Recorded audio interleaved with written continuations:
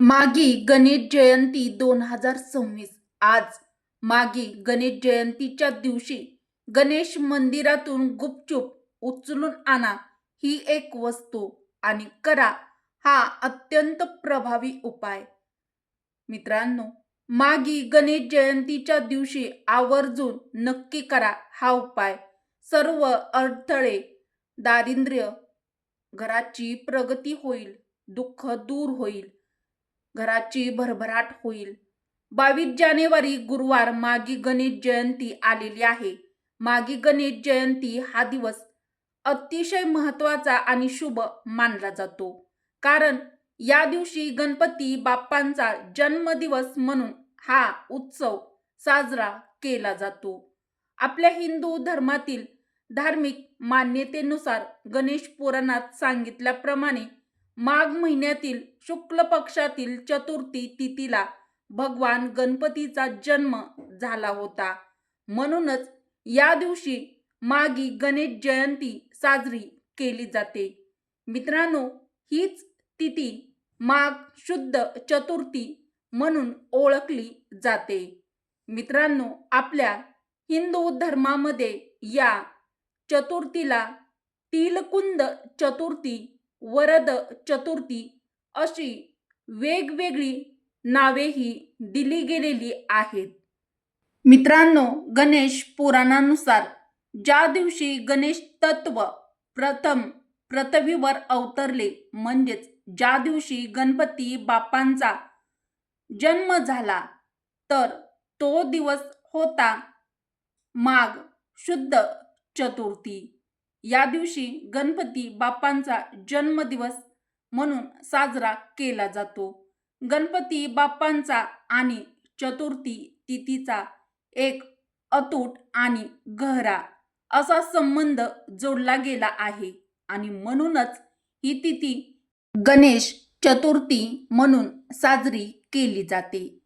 या तिथीचं एक अतिशय महत्त्वाचं वैशिष्ट्य असं सांगितलं जातं की या दिवशी श्री गणेश तत्व हे नेहमीपेक्षा 1000 पटीने अधिक सक्रिय असतं आणि म्हणूनच अशी आपल्या हिंदू धर्मामध्ये मान्यता आहे की मागी गणेश जयंतीच्या दिवशी मित्रांनो, गणपती बाप्पा आपल्या सर्व गणेश भक्तांना कृपा आशीर्वाद देण्यासाठी स्वतः पृथ्वीवर अवतरतात.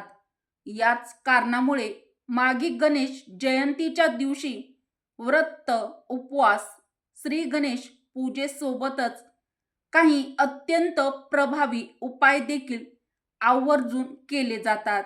आणि आजच्या या व्हिडिओमध्ये मी तुम्हाला असाच एक अत्यंत विशेष आणि फार कमी लोकांना माहीत असलेला प्रभावी उपाय सविस्तर सांगणार आहे.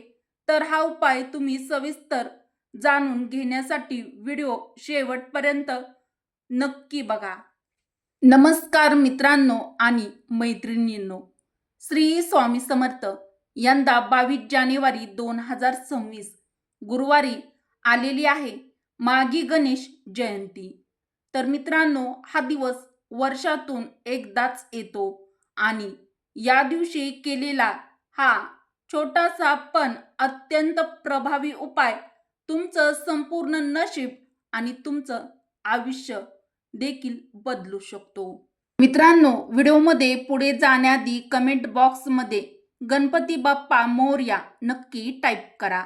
मित्रांनो, गणेश पुराणात सांगितलं आहे की माघ शुद्ध चतुर्थीच्या दिवशी श्री गणेशांचं तत्व 1000 पटीने सक्रिय असतं. म्हणजेच आज तुम्ही जे मागाल ते बाप्पा दुर्लक्ष करत नाहीत.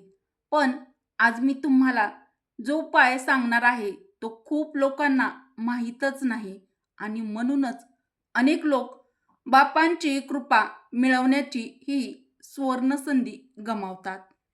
तर मित्रांनो, आज मागी गणेश जयंतीला दिवसभर उपवास जर करणं तुम्हाला शक्य नसेल तरी सुद्धा चालेल, पण तुमचं मन हे शुद्ध ठेवा. मनामध्ये बाप्पांप्रती श्रद्धा ठेवा आणि नियम पाळणं खूप गरजेचं आहे. मन शांत आणि स्थिर करण्यासाठी उपवास हे अत्यंत महत्त्वपूर्ण साधन आहे. मागी गणेश जयंतीच्या दिवशी ज्ञान, साधना आणि उपवास केल्याने भक्ताच्या मनात स्थैर्य निर्माण होतं.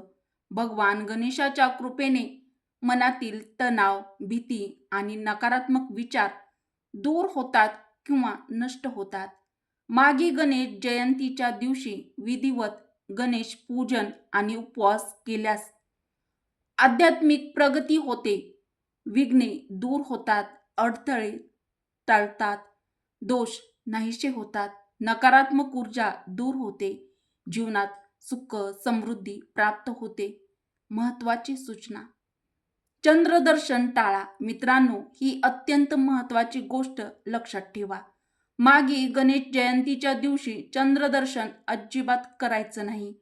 सामान्य संकष्ट चतुर्थीला आपण चंद्रपूजा करून व्रत सोडतो, पण मागी गणेश जयंतीला चंद्रदर्शन वर्ज्य मानलं जातं. या दिवशी दिवसभर तुम्ही उपवास करावा, संध्याकाळी विधिवत गणेश पूजा करावी आणि गणपती बाप्पांची आरती केल्यानंतर गणपती बाप्पांना मनोभावे नमस्कार करून उपवास सोडावा. मागी गणेश जयंती पूजाविधी: सकाळी लवकर उठून स्नान करा, म्हणजेच आंघोळ करा. गणपती बाप्पांना पंचामृताने स्नान घाला. मागी गणेश जयंतीच्या दिवशी गणेश पूजेसाठी वापरा हे साहित्य. तर यामध्ये दुर्वा, जास्वंदीची फुलं, अक्षदा आणि गणपती बाप्पांचे आवडते मोदक किंवा लाडू, गंध, धूप, अगरबत्ती, दीप याचा समावेश करा. गंध म्हणून हळद, कुंकूचा गंध लावा. हळद शुभतेचं प्रतीक मानलं जातं आणि कुंकू हे मंगलतेचं. अत्यंत प्रभावी गणेश मंत्र ओम गण गणपतीय नमः या मंत्राचा 108 वेळा जप करा. तर यामुळे काय फलप्राप्ती होते? यामुळे मानसिक शांती लाभते, नकारात्मक ऊर्जा नष्ट होते आणि कुटुंबात सुख समृद्धी येते. मागी गणेश जयंतीला काय करावे? तर या दिवशी उपवास करावा, गणेश पूजन करावे, मंत्र जप करावा, अन्नदान करावे, वस्त्रदान करावे, गणेश कथा वाचन करावे, घर देवघर स्वच्छता करावी, सात्विक आहार घ्यावा आणि आपल्या कुटुंबासोबत आनंदामध्ये वेळ घालवणे. मागी गणेश जयंतीच्या दिवशी काय करू नये हे करणे आवर्जून टाळावे.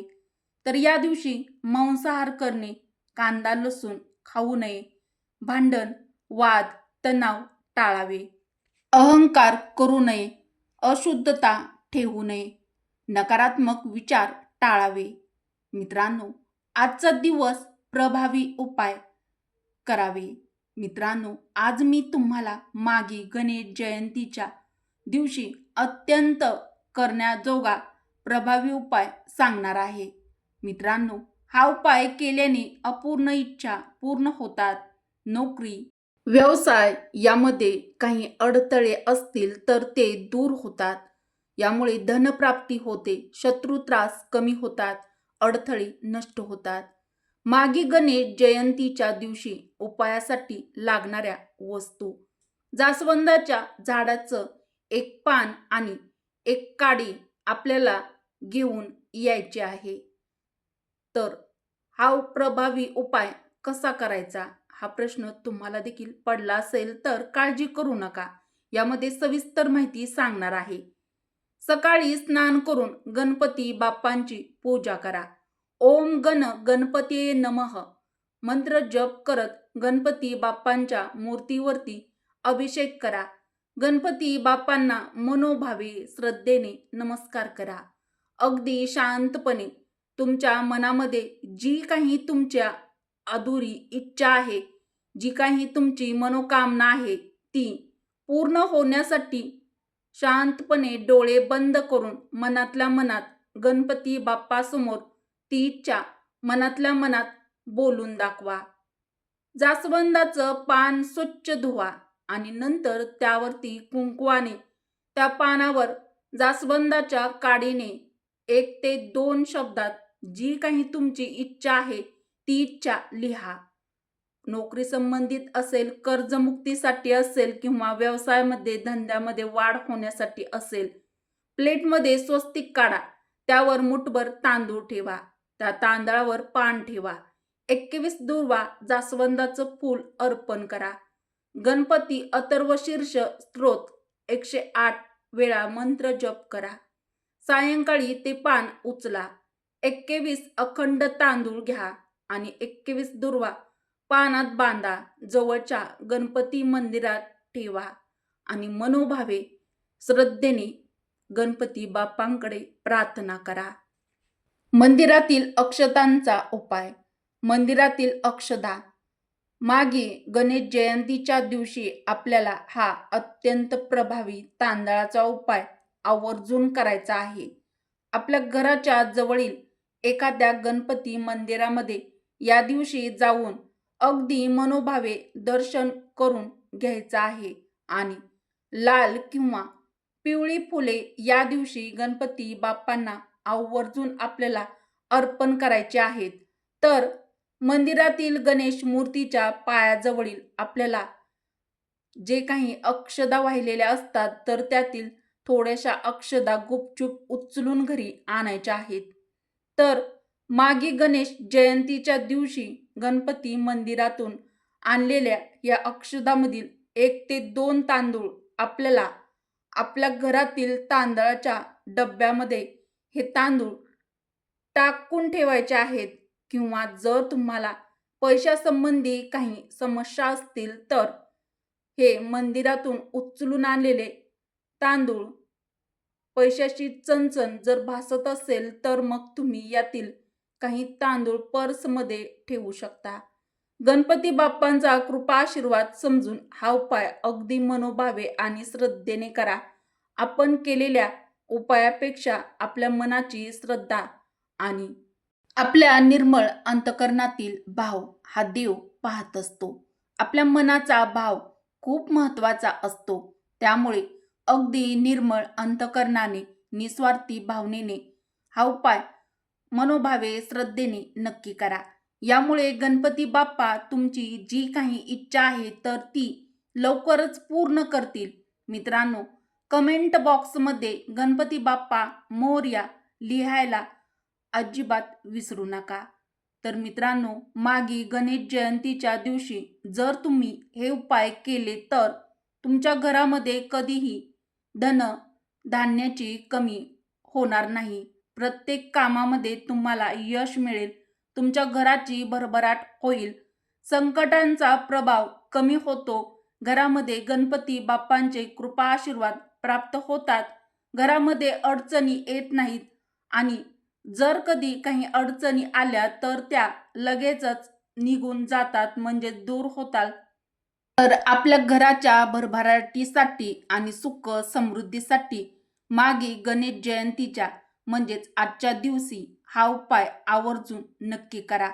उपयुक्त व्हिडिओ आणि माहिती आवडली असेल तर व्हिडिओला एक लाईक अवश्य करा व चॅनलला मराठी रोहिणी किचनला सबस्क्राईब जरूर करा. उपयुक्त व्हिडिओ तुमच्या मित्र परिवारासोबत, बहिणींसोबत जास्तीत जास्त शेअर देखील नक्की करा. चला तर मग भेटू अशाच पुढील एखाद्या छानशा व्हिडिओमध्ये नवीन आध्यात्मिक माहितीसह. व्हिडिओ शेवटपर्यंत पाहिल्याबद्दल तुम्हा सर्वांचे मनापासून धन्यवाद. श्री स्वामी समर्थ. जय श्री कृष्ण. जय माता लक्ष्मी. गणपती बाप्पा मोरया. ओम नमः शिवाय.